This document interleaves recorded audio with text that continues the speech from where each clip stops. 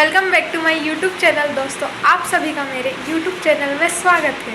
आज मेरा last paper था जो कि था संहिता अध्ययन का। तो उसमें अष्टांग हृदय आता है और चरक संहिता आता है। तो उसका पेपर ख़त्म हो गया है। और जितने भी पाँच दिन तक पेपर चले थे हम लोगों के, तो इतने दिन से मैं व्लॉग नहीं बना रही थी क्योंकि पेपर चल रहे थे। मुंह धोने तक का टाइम नहीं मिल रहा था, तो मैं व्लॉग कहाँ से बनाती आप ही बताओ। मैं एक भी पेपर में नहा के नहीं गई हूँ सच में। और एग्ज़ाम देने के बाद आती हूँ, फिर उसके बाद नहाती हूँ। तो अभी भी जैसे मैं एग्ज़ाम पेपर ख़त्म हो गया है, तो अभी मैं सीधे जाऊँगी नहाने। और हाँ, और उसके बाद मैं हॉस्टल छोड़ रही हूँ यहाँ पे। तो उसके बाद हम लोगों को जाना है, उसके बाद मुझे जाना है वहाँ पे साइन कराने के लिए, चेकआउट करने के लिए साइन करानी पड़ती है, तो वो कराना है। और बहुत सारे काम है, उसके लिए भी बहुत ज़्यादा दौड़ना पड़ेगा मुझे। तो मैं एक तो एग्ज़ाम दे के थक गई हूँ और नहाई भी नहीं हो, तो बहुत गंदा सा लग रहा है। तो सबसे पहले तो मैं जाऊँगी, नहाऊँगी, अच्छे से फ्रेश होंगी, फिर उसके बाद जाना है एप्लीकेशन पे साइन कराने। तो चलो वहीं चलते हैं फिर।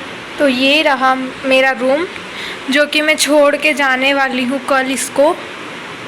और ये मुझे स्टेथोस्कोप मिला था मेरी कोचिंग से। और फिर ये सब यहीं फेंक के चले गई थी मैं, क्योंकि सुबह सुबह एग्ज़ाम थी ना।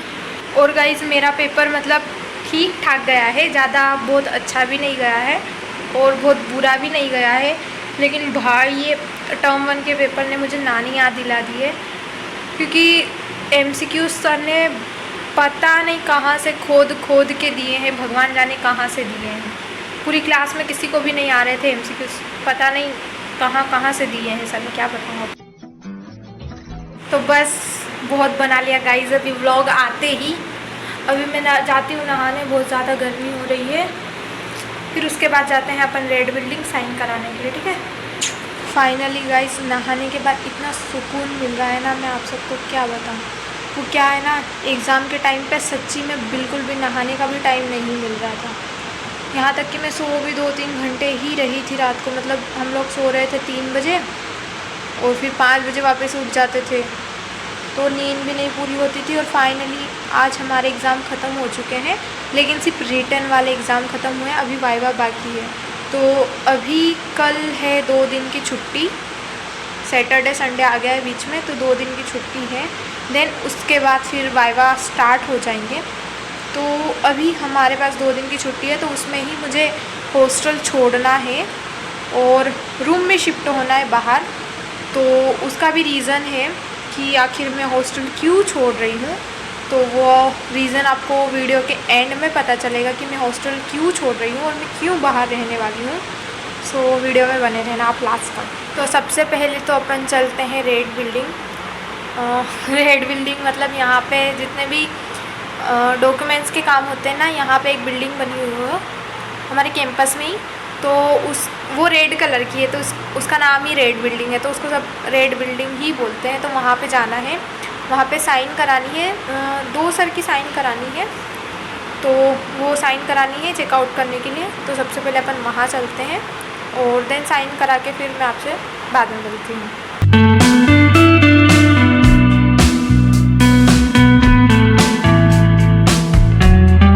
तो मैंने एप्लीकेशन पे साइन करा ली है। वहाँ पे 2 सर की साइन करानी थी, तो एक ही सर मिले थे, एक सर वहाँ पे थे ही नहीं, वो कहीं बाहर गए हुए हैं।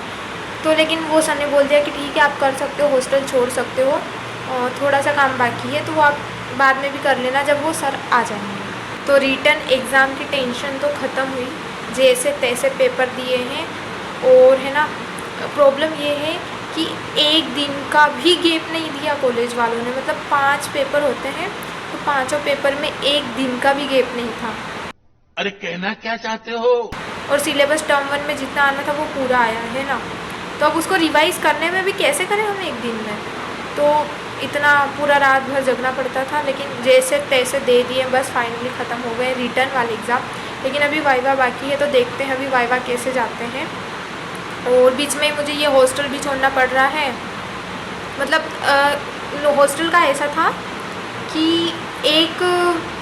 1 मई तक हमको, नहीं मई तो अभी चल रहा है ना, 1 जून तक, हाँ 1 जून तक हॉस्टल छोड़ना था। अगर 1 जून के बाद आप हॉस्टल छोड़ते हो तो फिर आपको वो लगेगी और चार्ज लगेगा हॉस्टल का। और अगर आप यहीं रहते हो तो फिर आपको दिसंबर तक यहीं रहना पड़ेगा, बीच में आप हॉस्टल नहीं छोड़ सकते। उसके बाद ही अगर आपको बाहर रहना है तो रह सकते हो। तो इसलिए मुझे अर्जेंट में 1 तारीख के पहले मतलब आज है 30 तारीख, कल 31 है, तो कल ही मुझे शिफ्ट करना पड़ेगा। और बीच में ये एग्ज़ाम आ गई ना, तो सब इतना होच पोच हो गया। और फिर साइन भी करानी थी, वो भी मैंने आज जाके कराई है एकदम, मतलब एग्ज़ाम ख़त्म हो गया तुरंत गई फिर मैं साइन कराने। यस, तो बाकी सब बातें अपन छोड़ते हैं और आते हैं अपन मेन मुद्दे पे कि आखिर मैं हॉस्टल क्यों छोड़ रही हूँ बीच में। तो मेन रीज़न वो ऐसे ना, जैसे मैं आई थी यहाँ पे तो मुझे हॉस्टल में रहना ही नहीं था, लेकिन वो था कि भोपाल में कोई भी पहचान का नहीं था, कोई भी रूममेट नहीं थी। तो इस वजह से मुझे हॉस्टल में पापा ने बोला था कि अभी हॉस्टल में रह ले, फिर 5-6 महीने बाद तब तक तो तेरी पहचान हो ही जाएगी, कोई ना कोई रूममेट मिल ही जाएगी, तो फिर उसके बाद तू बाहर रह लेना, ठीक है। तो अभी 6 महीने हो चुके हैं मुझे कॉलेज में आए हुए और इस हॉस्टल में आए हुए, और टर्म 1 की एग्ज़ाम भी 6 महीने बाद होती है, तो वो हो चुकी है एग्ज़ाम भी। तो अभी टाइम आ गया है हॉस्टल से बाहर निकलने का। तो मेरा हॉस्टल से बाहर निकलने का रीज़न मैं आपको बताती हूँ। सबसे पहले तो यहाँ पे रेस्ट्रिक्शंस बहुत ज़्यादा होते हैं, जो कि ठीक है, होना भी चाहिए, सिक्योरिटी के लिए, आपकी सेफ्टी के लिए, लड़कियों के लिए होना चाहिए। लेकिन फिर वो एक हो जाता है ना कि एक टाइम बाद आपको हॉस्टल छोड़ना ही पड़ता है बाद में, फिर वो रेस्ट्रिक्शंस आपके लिए बहुत ज़्यादा प्रॉब्लम्स क्रिएट कर देते। तो वही चीज़ हो रही है यहाँ पे, है ना। हमारी कॉलेज लगती है 1 बजे तक, और फिर उसके बाद 1 बजे बाद हम आते हैं, खाना खाते हैं, देन उसके बाद फ्री ही रहते हैं 7 बजे तक, ठीक है। और 7:30 बजे हॉस्टल का गेट बंद हो जाता है। तो कॉलेज तो ठीक है 1 बजे तक ही चलेगा, लेकिन उसके बाद भी हमारे पास टाइम रहता है। तो वो ऐसा है ना कि थ्योरी नॉलेज के साथ में ना आपको प्रैक्टिकल नॉलेज भी होना चाहिए अगर आप डॉक्टर बन रहे हो तो मेरा रीज़न है मुझे हॉस्पिटल ज्वाइन करना है। मतलब 2-3 घंटे भी जाऊँगी बहुत है मेरे लिए, कुछ तो सीख ही जाऊँगी। अगर मैं अभी से हॉस्पिटल जाना स्टार्ट करती हूँ तो भी मेरे पास 5 साल है, तो 5 साल में मेरी प्रैक्टिस बहुत नेक्स्ट लेवल की हो जाएगी। इसी वजह से मुझे हॉस्पिटल भी ज्वाइन करना है। बस मैं 2 घंटे ही जाऊँगी, लेकिन वहाँ कुछ न कुछ तो मैं सीख के ही आऊँगी। तो यही रीज़न है मेरा, मेन रीज़न हॉस्पिटल ज्वाइन करने का है। और हॉस्टल में ऐसा है कि आप हॉस्पिटल ज्वाइन नहीं कर सकते। अगर आपको हॉस्पिटल ज्वाइन करना है तो फिर हॉस्टल से बाहर रुकना पड़ेगा, हॉस्टल में अलाउड नहीं है हॉस्पिटल जाना। तो मेन रीज़न तो मेरा यही है। और दूसरी चीज़ फिर रेस्ट्रिक्शंस ज़्यादा है। और फिर अगर आपको घर पे भी जाना है 1 दिन की छुट्टी के लिए भी, तो आपको 3 एप्लीकेशन लिखनी पड़ती है। एक तो आप खुद एप्लीकेशन लिखो, ठीक है, एक हॉस्टल वार्डन का एप्लीकेशन लिखो, फिर प्रिंसिपल को लिखो, और फिर पापा से भी एक एप्लीकेशन लिखवाओ, और फिर बाद में तीनों की साइन कराओ। बहुत ज़्यादा दौड़ना पड़ता है छुट्टी के लिए भी, लेकिन वो ठीक है, लड़कियों की सिक्योरिटी के लिए सही है। मेरा मेन रीज़न सिर्फ हॉस्पिटल ज्वाइन करने का था, तो वही करना है मुझे, तो इसलिए मैं हॉस्टल छोड़ रही हूँ। और बाकी कोई दूसरे रीज़न्स भी हैं, लेकिन वो अपनी जगह पे सही है हॉस्टल वाले भी। बाकी सब तो अब देखते हैं कल क्या होता है फिर। गुड मॉर्निंग गाइस, आज है नया दिन और आज मैं हॉस्टल छोड़ के जाने वाली हूँ अपने न्यू रूम में। ये सब मेरा बिस्तर भी ऐसे ही पड़ा है, पूरा सामान भी ऐसे ही पड़ा है, तो इसको अब मैं पैक करूँगी और फिर चलते हैं हॉस्टल छोड़ के। तो फाइनली आज मैं छोड़ने वाली हूँ हॉस्टल और शिफ्ट होने वाली हूँ मैं रूम में। सो अभी फटाफट मुझे पूरा सामान पैक करना है, तो चलो सामान पैक करते हैं। तो ये सारा सामान मैंने पूरा पैक कर लिया है और बस अब है जाने की देरी। पूरा सामान पैक करने के बाद हम लोग आ जाते हैं सीधे कैंटीन में ब्रेकफास्ट करने के लिए।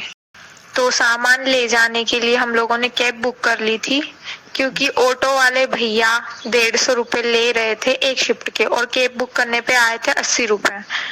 तो हम लोगों को कैब सस्ती पड़ रही थी, इसलिए हम लोगों ने कैब ही बुक कर ली। तो हम लोग पहुंच गए हैं अपनी जगह पे और यहाँ पर कैब वाले भैया हमारी हेल्प कर रहे थे सामान नीचे उतारने में। और जब हम लोग हॉस्टल से सामान लेके आए थे तब भी उन्होंने ही हेल्प की थी।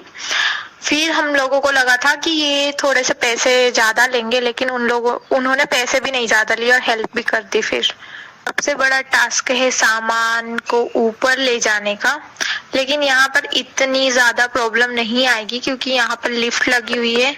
ज्यादा प्रॉब्लम हमको हॉस्टल में आई थी, जो कि सामान नीचे उतारा, फिर वहां से गाड़ी में रखा, फिर गाड़ी में से लेके आए, लेकिन यहाँ पे इतनी ज्यादा प्रॉब्लम नहीं आने वाली।